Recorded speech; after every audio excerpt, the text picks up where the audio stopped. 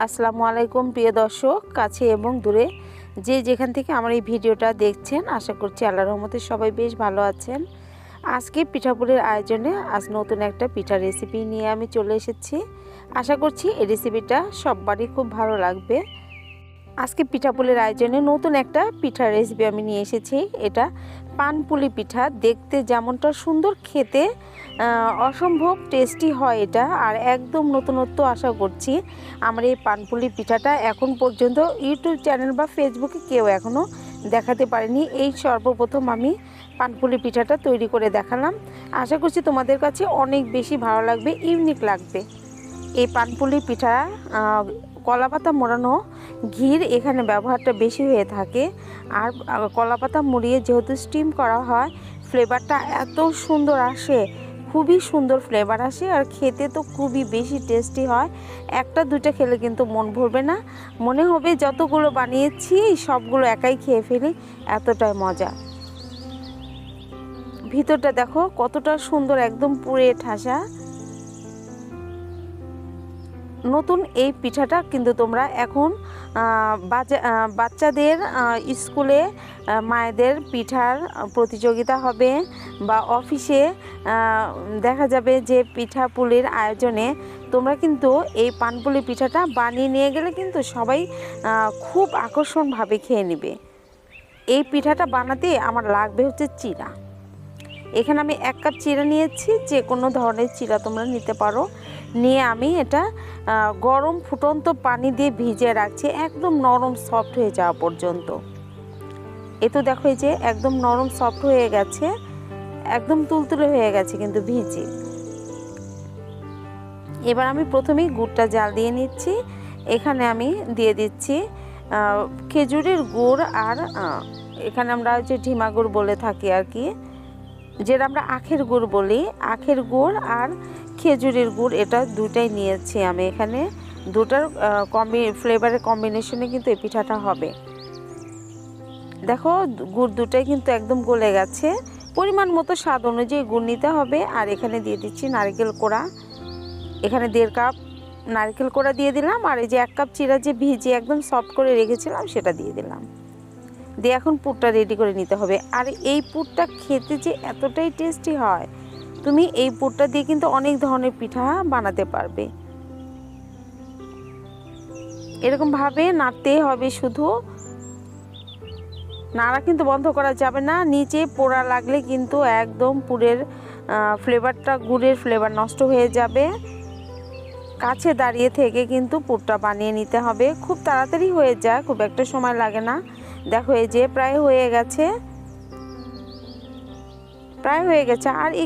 আর একটু যখন দেখবে যে প্যানের গা ছেড়ে আসছে আর লেগে ধরছে না প্যানের সাথে, তখনই মনে করবে যে হয়ে গেছে। নরম নরম দেখলে কি হবে, একটু ঠান্ডা হলে কিন্তু পুরটা শক্ত হয়ে যাবে। পুরটা হয়ে গেছে, নামিয়ে রেখেছি। সেম প্যানটা ধুয়েই আমি এখানে দেখো যে পানি দিয়েছি, এখানে 1.5 কাপ পানি ফুটতে দিয়েছি লবণ দিয়ে। আর এখানে আমি 2 কাপ চালের গুঁড়ো দিয়েছি, শুকনো চালের গুঁড়ো দিয়ে বানাচ্ছি আমি।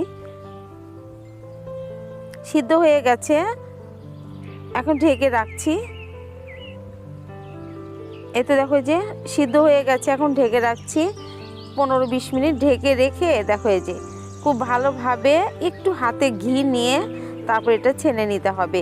ঘি দিয়ে খুব ভালো করে মসৃণ করে খামিরটা কিন্তু মাখাতে হবে। একটু হাতে লাগছে, আরও একটু চালের গুঁড়ো দিয়ে খুব ভালোভাবে মসৃণ করে মাখিয়ে নিতে হবে।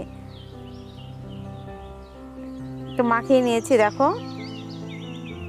আর এই যে লাগবে আমার কলাপাতা সুন্দর করে ধুয়ে মুছে রেখেছি। এই যে সবগুলো কিন্তু পরিষ্কার করে ধুয়ে মুছে রেখেছি। আর দেখো এই যে পুরটা যে নামিয়ে রেখেছিলাম, দেখো কেমন আঠালো হয়ে গেছে, শক্ত হয়ে গেছে। এখন এই কলার পাতার মধ্যে কিন্তু ঘি মেখে নিতে হবে। এখানে কিন্তু তেল ব্যবহার করা যাবে না, এই পিঠাতে কিন্তু ঘি লাগবে। ঘিটা মাখিয়ে রেখে দিলাম কলা পাতার সাথে। এখন দেখো এই যে ওই চালটা যে সিদ্ধ করে রেখেছিলাম ওখান থেকে একটু নিয়ে, এই যে দেখে তো বুঝতে পারছো কীরকমভাবে শেপ দিয়ে নিচ্ছি।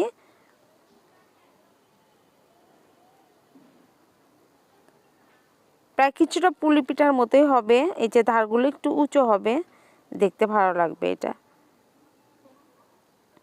এই পানপুলি পিঠাটা কিন্তু খেতে খুব ভালো লাগে, খুবই ভালো লাগে, খুবই ইউনিক একটা রেসিপি এটা।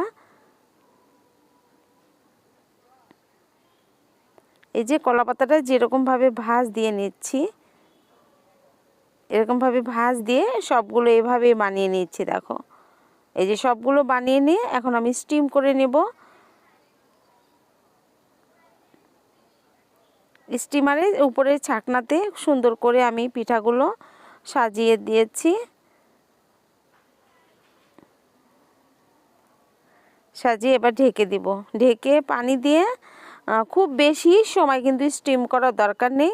10 থেকে 12 মিনিটের মধ্যেই কিন্তু এই পিঠাটা হয়ে যায়। এই যে দেখো, এই যে আমি এখানে 15 মিনিট পরে ঢাকনাটা খুলে দেখিয়ে দিলাম, একদম হয়ে গেছে। চুলাটা বন্ধ করে রেখেছি।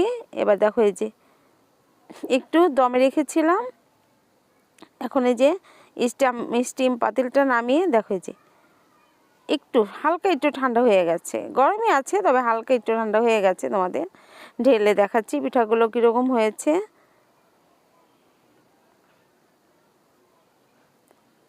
কলার পাতা আর ঘিতে কলা পাতা মাখানো এই পিঠাটার ফ্লেভার এতটাই সুন্দর, তুমি এই ফ্লেভারেই মুগ্ধ হয়ে যাবে। আর এটা সার্ভ করতে হবে, এই খেজুরের গুড়টা কিন্তু আমি শিরা করে রেখেছি। একটু গুড় নিয়ে 1 কাপ গুড়ের সাথে হাফ কাপ পানি দিয়ে আমি একটা পাতলা মতো শিরা করে রেখেছি। এটা দিয়েই কিন্তু এই পিঠাটা খেতে হবে। আর শিরাটা না করলেও কিন্তু সমস্যা নেই, এমনি এমনি অনেক বেশি ভালো লাগে। আশা করছি তোমাদের কাছে অনেক বেশি ভালো লেগেছে।